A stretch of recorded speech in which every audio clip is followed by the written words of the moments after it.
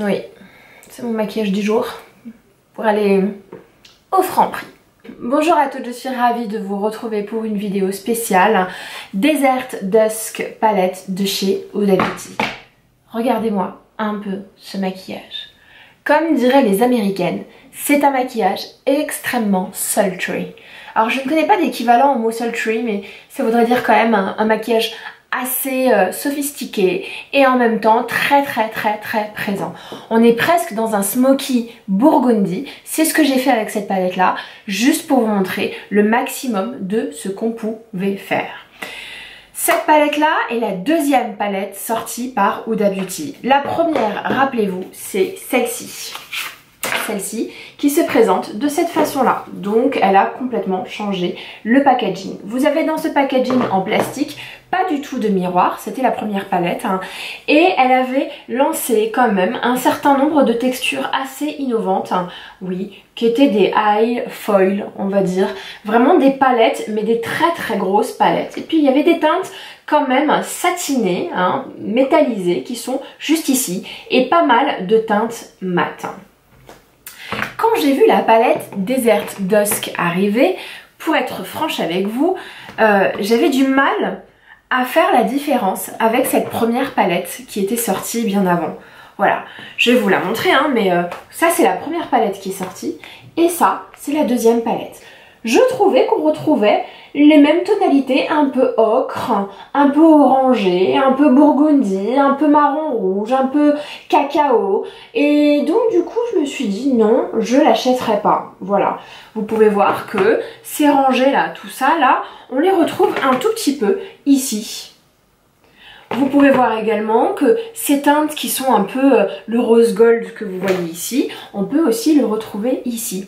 Donc je n'arrivais pas à voir de différence. Et je me suis dit non, l'achète pas du tout. Et puis j'ai craqué. Qu'est-ce que je peux vous dire sur cette palette Desert Dusk? Pour moi, elle est d'excellente qualité. Non mais vraiment, les fards sont pigmentés à souhait, les mats se travaillent super bien. C'est pas une palette comme on peut retrouver, vous savez la palette Natural Palette de chez Too Faced qui était mais abominable à travailler. Ou la palette Subculture qui est réputée pour être assez énervante à travailler. Non, là, j'ai envie de vous dire qu'on a des pigments d'excellente qualité. Donc le problème, c'est pas ça. Je dirais également que ce qui m'a un peu étonnée dans cette palette là, c'est ces couleurs là. Vous voyez ces deux couleurs là, que je trouve vachement trop licorne à mon goût. Je vais vous les swatcher tout à l'heure, mais c'est des espèces de couleurs bleutées rosées, un peu holographiques, hein, que j'aime pas du tout. Non mais vraiment, j'ai pas 16 ans et même à 16 ans, j'avais pas ce type de goût là, donc je suis assez embêtée par ces couleurs. Ensuite, on a un espèce de violet qui je trouve de façon assez générale est très difficile à porter, sauf en ras de cils inférieur quand au-dessus vous avez un maquillage très bronze. Mais cette palette ne permet pas réellement de faire des maquillages bronze. Donc je la trouve quand même un peu difficile à travailler. Vous avez cette couleur là qui est particulière, qui est en fait des paillettes pressées et c'est ce que j'ai appliqué sur la paupière. J'ai vu des vidéos où littéralement quand elles ouvraient leur palette, ça tombait. Apparemment, si ça tombe, ne soyez pas complètement paniqués, reprenez la matière et repressez-la parce qu'il s'agit juste de paillettes pressées. Donc ça peut tomber n'importe quand. Et ensuite, on retrouve des teintes extrêmement chaudes qu'on peut retrouver dans la Naked Palette. Voilà, c'est la mode des teintes extrêmement chaudes. Donc avis pas mitigé, mais genre elle est super belle ma palette hein. Mais qu'est-ce qu'elle va m'apporter de plus que celle-ci? Je les ai donc testées pendant 2 semaines. Pendant 2 semaines, j'ai essayé celle-ci toute seule et les deux couplées. Celle-ci toute seule me fait un regard incroyable. Vous pouvez faire des maquillages absolument génialissimes avec la Desert Dusk palette. Néanmoins, ce sont des maquillages extrêmement chargés. Je trouve que les palettes qui sortent aujourd'hui sont pas très adaptées à un maquillage de journée. Le maquillage est extrêmement sophistiqué, ce qui ne convient pas franchement à tout le monde. Je pense aux filles qui vont au lycée, si vous vous maquillez comme ça pour aller au lycée, c'est tendax. Moi je trouve. Si j'ai une fille qui va au lycée comme ça, je suis en mode tendax. Bon, j'insiste, hein, mais J'y ai été plus particulièrement maquillée ces 2 dernières semaines et ça s'est vu et je trouve que c'est un peu regrettable. J'aurais aimé des choses plus subtiles dans cette palette qui m'auraient permis d'alterner entre des maquillages soutenus et des maquillages naturels. Voilà un petit peu mon avis. Si donc je ne devais en retenir qu'une entre les deux, je pense ne retenir que celle-ci.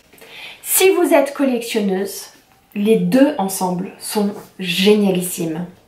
Si vous aimez les maquillages extrêmement chargés, originaux, avec des fards qui sont mais crémeux, hyper intenses, elle est géniale. Si vous voulez un maquillage naturel, passez votre chemin. Voilà. Je vous propose une petite démo pour faire ce maquillage-là. On va commencer par le primer. Je n'ai plus mon Cellula Rose by Terry, donc je le remplace en faisant un mix entre ces deux produits, c'est-à-dire le primer à la noix de coco de Marc Jacobs qui est topissime, il n'y a rien à dire, il est super hydratant, et cet enlumineur highlighter de la marque Cover FX qui est hyper intense, donc du coup je mélange les deux. Faut faire juste attention parce que effectivement le truc est hyper intense, donc je mets une micro-goutte et hop, voilà. Et je mélange avec 2 pompes. Tac, tac. On y va. J'adore quand c'est hyper glowy. Ensuite, comme on est sur un maquillage quand même un peu chargé, j'avais plutôt envie de reprendre mon fond de teint Hourglass. Ça fait très longtemps que je ne l'ai pas mis. Je crois que je ne l'ai pas mis depuis au moins le mois d'avril-mai. Et ce que j'aime dans ce fond de teint, c'est qu'il est couvrant mais extrêmement lumineux. Et j'adore le fini qui est satiné, pas trop mat et pas trop glowy. Ce qui pour des maquillages un peu sophistiqués est absolument génial. En dehors des maquillages sophistiqués, c'est un truc qui est gigantissime quand vous avez une sale gueule. C'est mon cas, je suis malade, je n'arrive pas à me reposer. Je crois que c'est un truc que je traîne depuis je sais pas combien de temps. De toute façon, tout le monde est malade en ce moment. Et je vais l'étaler avec ce pinceau de chez Bobbi Brown. Extrêmement lumineux. J'adore ce fond de teint. Je vais d'abord préparer ma paupière avec ce primer de chez Urban Decay et on va tout simplement l'appliquer sur l'ensemble de la paupière. Ensuite, il est important pour moi de poudrer ma paupière. J'ai trouvé cette petite pépite de chez Sephora qui s'appelle Beauty Amplifier et qui est une poudre pour justement les paupières. Poudrer la paupière, désolée je cherche mon pinceau en même temps, il est là. Poudrer la paupière, ça permet ensuite, lorsque vous allez appliquer plusieurs couleurs, de super bien estomper et de bien travailler la matière. Voilà. Ce que j'aime dans cette palette là, c'est qu'elle a un miroir. Et ça, merci Huda, parce que c'était pas le cas de la première palette. On y va. Alors, je vais prendre la couleur Desert Sand et je vais l'appliquer sur l'ensemble de la paupière. Pas pour la poudrer, mais pour l'unifier. Voilà. Ensuite, je vais prendre la couleur Eden. Hop. Que j'ai appliqué en couleur de transition. Et vous allez voir que je vais intensifier la transition au fur et à mesure. Donc là, on a une transition qui est quand même relativement light. Donc là, j'ai la couleur Eden et je vais appliquer la couleur Amber, qui est celle-ci, que j'adore vraiment beaucoup. Je la trouve très jolie. Pareil, sur la paupière, un tout petit peu plus bas. L'idée, c'est de créer cette chaleur et de la graduer au fur et à mesure qu'on estompe et qu'on applique la couleur.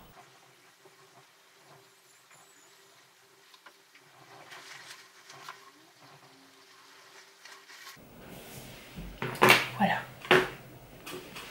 On va continuer avec la couleur Oud que je vais appliquer sur l'extérieur.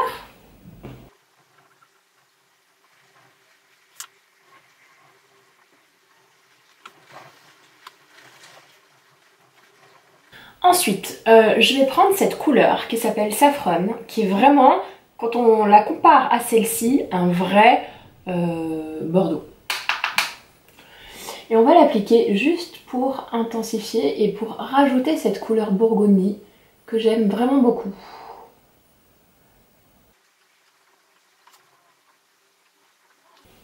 Voilà.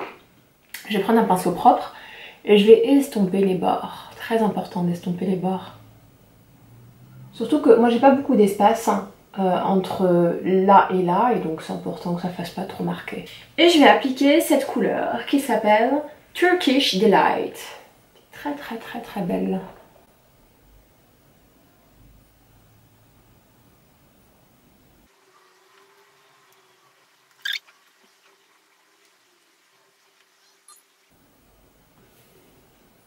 Voilà. On va prendre le doigt et on va aller un peu plus intensément avec cette couleur sur laquelle tout le monde s'interroge, sont des paillettes pressées. Donc on va le prendre au doigt. J'espère que je vais pas m'en mettre partout. Et ça s'appelle Cosmo. Hop. Ah, je vous préviens, c'est vraiment des paillettes. Hein.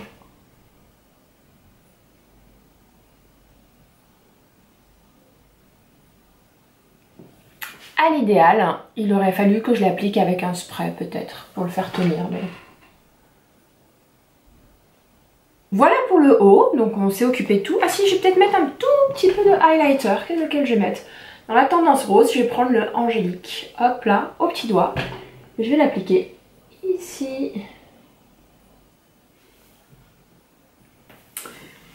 Avant de m'occuper du ras de cils inférieur, je vais prendre de l'anti-cerne.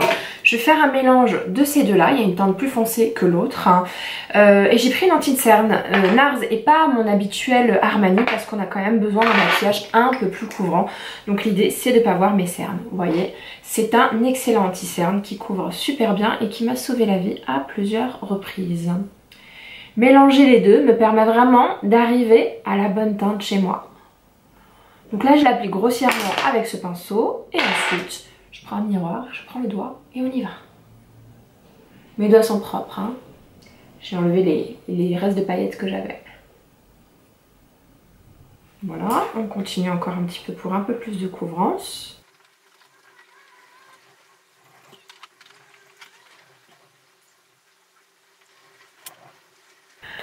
Après, je vais m'occuper de mon ras de cils inférieur. Donc pour le ras de cils inférieur, je vais reprendre cette couleur qu'on a utilisée tout à l'heure avec ce pinceau là, comme ça, hop. Et je vais tracer tout le ras de cils avec.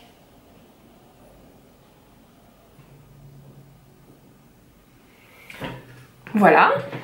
Je vais prendre ce marron là et je vais insister sur l'extérieur.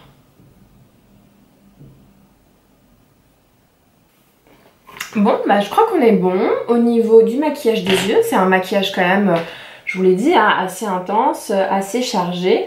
On va estomper là un petit peu quand même. Et on va appliquer le mascara. Pour le mascara, j'ai choisi de prendre The Shock de Saint Laurent, qui est un mascara que pommol. Pommol. Il fait le job, hein, sinon je ne le mettrai pas. Pardonnez-moi, j'ai oublié d'appliquer ce crayon là. Donc j'ai déjà fait le mascara en ras de cils inférieur ici, mais je ne l'ai pas fait là. Donc je vais essayer de rattraper les trucs en mettant la main ici et en appliquant ce crayon violet foncé. On va appliquer le mascara en ras de cils.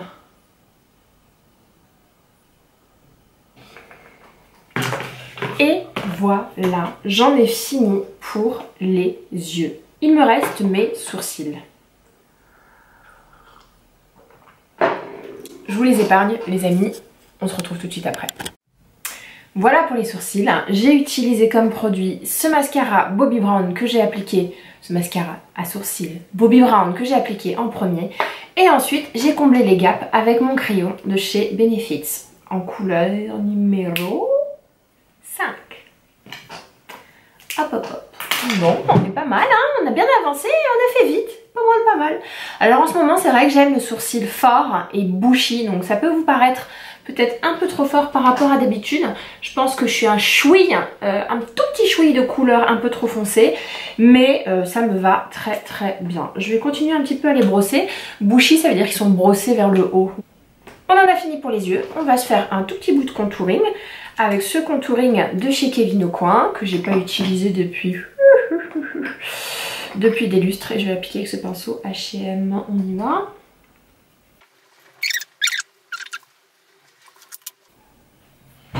Je vais pas faire le contouring du nez. Je vais appliquer ce bronzer de chez Make Up For Ever avec un stippling brush de chez Kiko. Hop.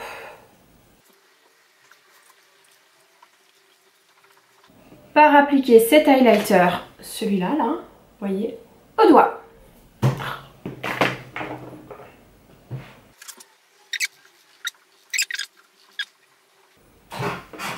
Idem de l'autre côté. Voilà, voilou. Et nous allons appliquer ensuite un rouge à lèvres. Alors bien entendu, j'ai sorti tous mes nudes de chez Huda Beauty que j'ai redécouvert. Je les adore. Donc lequel vais-je utiliser? On va utiliser... je sais pas. Celui-là, hein? Celui-là il s'appelle comment? Non, pas celui-là.